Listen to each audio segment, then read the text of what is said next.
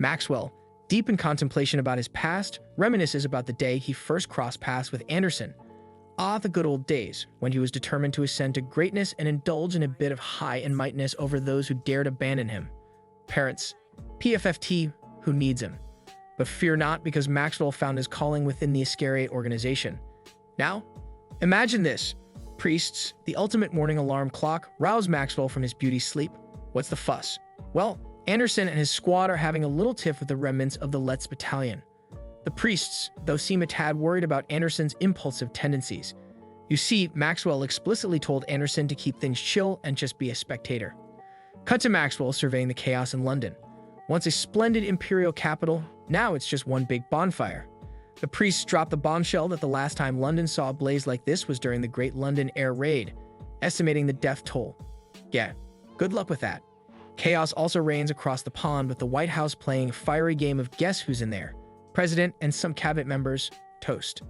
Enemies are throwing a little party around the presidential residence, but Maxwell decides to play it cool for now.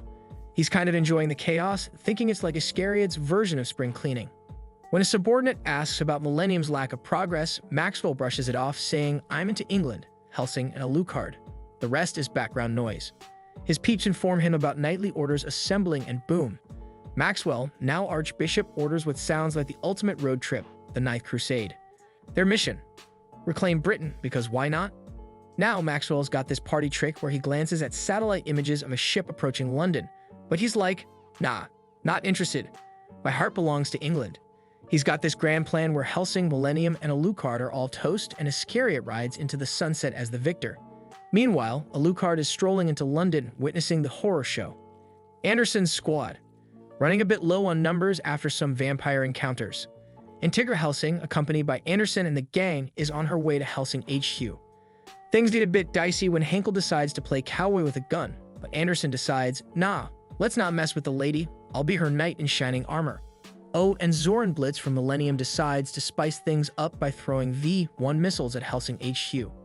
But Seras Victoria, armed with Harkonnen, turns into a missile-shooting maestro, swatting them down like flies. She takes a moment to soak in the devastation in London and feels a pang of sorrow for the civilians caught in the chaos. The Knights of the Ninth Crusade, under the command of Archbishop Maxwell, a man with a plan, are gearing up to liberate Britain from what they've labeled as heresy and monster shenanigans. Back at Hellsing HQ, Seras is in the middle of a vampire skirmish. She gets hit with an illusion courtesy of Zoran, but shakes it off like a champ.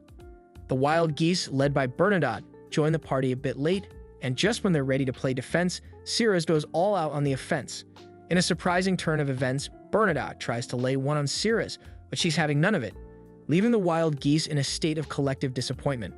As they gear up for a showdown, the geese find themselves in a bit of a pickle, courtesy of the invading vampires. It's setting the stage for a dramatic face-off between Seras and the blood-sucking troublemakers. Meanwhile, Maxwell's ship hovers over the fiery spectacle of London as chaos unfolds like the world's wildest party. Young Bernadotte, burdened by the cruel jabs of his schoolmates who labeled him the offspring of a murderer, sought solace from his wise grandfather. Pictured as old-timer, voice seasoned with the tales of a mercenary lineage that included Bernadotte's own dearly departed dad.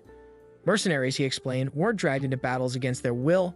Nope, they willingly waltzed into global war zones, chasing meager paychecks and playing a game of life or death, where the main rule was kill or be killed. With a heart as heavy as a bag of bricks, the grandfather expressed regret over Bernadotte's hardships, but dropped a classic line, "One day, kiddo, it'll all make sense." And wouldn't you know it, that day arrived smack dab in the heart of Hellsing HQ. The Wild Geese, tasked with playing vampire bouncers, found themselves a tad unprepared for the gig. Regular bullets, useless. Zoranblitz, the vampire party crasher extraordinaire, gate-crashed their sanctuary. A soldier informed Bernadotte that their getaway route resembled a can of sardines, comrades were on the injured list, and barricades were more like suggestions than solid defenses. In the midst of the chaos, one soldier bid adieu to his captain, while another, teetering on the edge of mental breakdown, realized there was no escape. Their graves, as marked by the colossal manor, were patiently waiting, with Integra Hellsing playing the role of Cerberus. The captain thought the epitaph should celebrate bravery, but one scaredy cat threatened to turn it into a joke. Captain, undeterred, decided they'd meet their fate as true soldiers, even if it meant a little forced fight-or-die motivation. Sector B soldiers dropped like flies, and Zoran threw shade at Hellsing's power. One brave soul tried to shoot her, but vampires formed a protective wall. He got entangled in an illusion of his dear departed daughter, and Zoran cut him down like a magician with a particularly gruesome magic trick. As the vampires indulged in a post-battle snack, Seras showed up with a semi-automatic cannon, surprising everyone.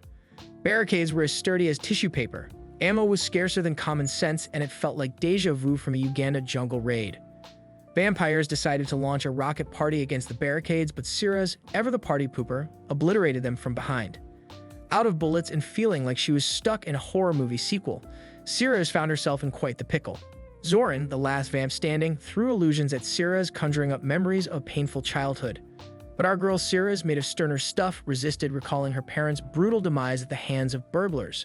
Zoran, not one to be outdone, went full sadistic mode, severed Seras' arm, gouged her eyes, and prepped for the grand finale. Just when it seemed curtains for Seras, enter Bernadotte, stage left, showering Zoran with silver bullets. Even after getting a vampire's encore, Bernadotte pressed on.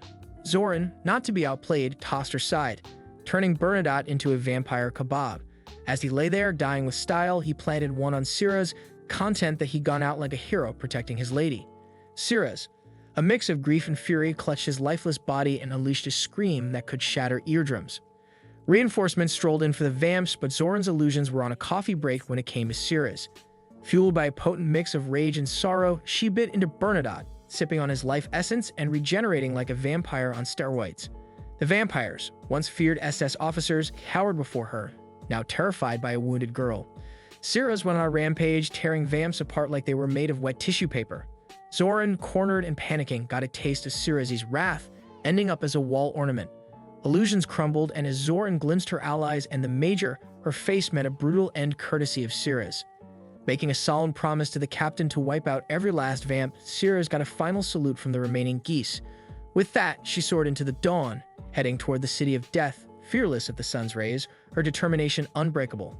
Meanwhile, the Major, perched on his metaphorical throne, surveyed the blazing city of London, getting the lowdown on Zoran's demise from the warrant officer. Their downward spiral had commenced, and the Major, like a dark conqueror, vowed to either crush or be crushed, standing firm through treacherous days and despair-filled nights. And so, the stage was set for the next act in this dark and twisted tale. In this riveting anime spectacle, the sky becomes a canvas for the Ninth Crusade's helicopter, sculpting angelic figures. Maxwell, on a power trip, seizes the mic, proclaiming himself the moral adjutant of the Angel of Death. Seriously, we bestowed him with that title, the Angel's self-appointed assistant manager. With a theatrical flair, Maxwell announces his mission to enforce judgment for the Inquisition, targeting Britain and a horde of monsters. Their punishment: a one-way ticket to meet the Grim Reaper. A pretty harsh day of the office, right? Now, our hero, the Major, stands atop his Zeppelin with the sensible Doc, urging him to retreat as things get messy. The Major, unfazed, inquires about their new science project. Doc hesitates, admitting it's unstable, but who can resist the Major's whims? As the Major belts out the song of war, vampires and crusaders gather for an epic showdown. Maxwell, in his wisdom, orders an attack on a vampire, prompting Doc to beg the Major to take cover. But the Major's too busy being a rock star, who can blame him? A vampire versus helicopter concert is a rare treat. Just as an enemy helicopter locks onto the Major's strings, our surprise hero swoops in, dismantling it like a Lego set. Walter has joined the enemy as a vampire. Talk about a switch in allegiances. Maxwell's crusade goes berserk, shooting everyone, even the general public. Integra, Hellsing, and Anderson are furious, calling Maxwell drunk with power and domination. Iscariot members are ordered to detain Integra, but Anderson intervenes. Guys, we can't take her down, not even if we team up. Anderson and Seras sense Alucard's return with ghost ships. Alucard charges into the battlefield, creating an awkward family reunion at a museum, standing next to a painting of spears. Integra orders Alucard to paint the town white and black with his silver and iron guns. Alucard's true form, Dracula, emerges, releasing his army of the dead. Maxwell can't believe his eyes. He might need a new prescription. As Alucard's army decimates the crusade, Anderson closes Maxwell's eyes. Anderson fears the Major's plan was to sacrifice everything to take down Alucard, who knew he was worth that much trouble. Thousands of men just to kill one vampire. Seems like overkill, but that's anime for you. Anderson confronts Alucard, exchanging blows and witty remarks in an epic showdown. Alucard is impressed by Anderson's physique. It seems he's been hitting the gym. The final showdown unfolds as Alucard and Anderson clash. But wait, it's not over yet. Iscariot agents join, launching an assault on Hell itself. Catholics fight for dogma, Nazis fight for victory, and Alucard fights to revitalize his dream. Anderson reveals his trump card, Helena's nail, the long-lost holy artifact. Alucard tries to stop him, but Anderson turns himself into a thorny mess, intensifying the battle of wills. In a dramatic finale, Anderson uses the holy nail, turning himself into thorns. They go head-to-head, guns blazing, swords slashing, in a battle of wills, faith, and really spiky things. But in the anime world's simplicity is a foreign concept. In the midst of the fiery chaos at Ulfur Roseburg, where the seventh bridge is lost, the Major is reveling in the pandemonium, relishing his meal with about as much remorse as a rock. He casually directs the captain to distribute ammo and grenades like party favors, but it turns out the Major's accuracy with a firearm is as questionable as a blindfolded circus clown's. Just when you think things can't get any crazier, the captain rebels against the Major, and before you can say vampire uprising, he becomes Vampire Chow. Perhaps sticking to complaining in the break room would have been the safer option. Undeterred, the Major starts singing in the midst of the chaos, turning the battlefield into an unexpected karaoke night. Someone might want to inform him that it's not the most opportune time for a musical number. Amid this bedlam, Alucard takes a moment to reflect on his turbulent childhood, fighting Ottomans, enduring multiple beheadings, and being dragged around as a prisoner. It's safe to say he's had a more challenging upbringing than most of us. Seras interrupts his reminiscence with a shout loud enough to wake the dead, prompting Alucard to mock her for being noisy. But let's face it, subtlety isn't exactly Alucard's strong suit. He regenerates, ready to dive back into the action. Interestingly, they could have tried to kill Alucard 523 years ago, but now they find themselves in way over their heads. Talk about missed opportunities. Integra Hellsing recalls her father's words about Alucard seeing immortal monsters as nothing more than crying children. Alucard pierces Anderson's chest with Helena's nail, ripping out his heart. Surprisingly, Alucard starts shedding bloody tears, proving that vampires indeed have tear ducts. As Anderson turns to dust just when you thought the battle was concluded, Walter makes a dramatic entrance by slicing through the building. Fashionably late to the party indeed. Yumi from Iscariot attempts to take on Walter but ends up in pieces thanks to Walter's strings. Henkel takes a bullet to the face from the Nazi captain, turning survival into a gruesome game. Sir Iron and General discuss the situation and suspect a traitor in Hellsing's HQ. All fingers point to Walter, who warned Hellsing's butler about an attack years ago but was conveniently absent during the actual assault. It seems someone has been playing both sides. Walter and Alucard face off, with Alucard admitting he used to prefer Walter in the good old days. Despite waiting for Integra Hellsing's command, the tension is thicker than a bowl of oatmeal. In a fit of rage, Integra orders search and destroy. Walter gets a nod of approval and the Zeppelin lands, inviting Integra Hellsing into the Major's office. In a shocking twist, she shoots the warrant officer at the gate, kicking off the battle. Alucard charges at Walter, who uses his strings to unleash a barrage of attacks. Alucard summons the Hound of Baskervilles, but Walter slices through it effortlessly. In a surprising twist, Alucard's gun explodes, revealing Luke Valentine in the Hound's belly. Walter uses Luke as a puppet with the Hound, launching an assault on Alucard. It's a chaotic puppet show from hell. Walter, not at his best, coughs up blood but stands up and moves toward Alucard, using Luke as a weapon. Alucard cuts off Walter's limbs and legs, going for the heart, only to find out it's Luke again. Transforming into a young boy, Alucard mocks Walter for his perceived weakness, turning this rivalry into a twisted game of rock, paper, scissors. 60 years of animosity, and it seems not much has changed in the world's longest-running grudge match. In the climactic sequence, Seras finds herself as Integra Hellsing's escort within the Zeppelin. The unexpected twist: the vampires she had dispatched earlier are surprisingly content with their departure from undeath. Who knew being a vampire could be such a drag?